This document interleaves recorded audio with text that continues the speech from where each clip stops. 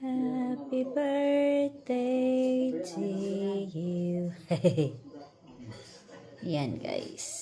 Chiffon cake na coffee. Chiffon cake. Tapos meron siyang ano to. Yung mga palitos na chocolate. Ayan. Anong tawag nito? Ayan guys. Yung mga palitos. Ayan. Tapos ang aking chocolates. Ayan.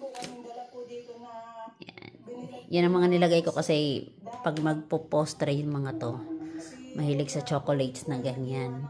So, may chupa-chup sila. Dadalawa lang kasi sila dito ngayon sa bahay. Kaya, tig-isa sila ng chupa-chup. Si Bunso at si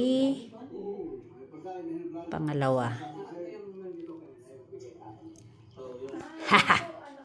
Yan, meron na silang pang merienda.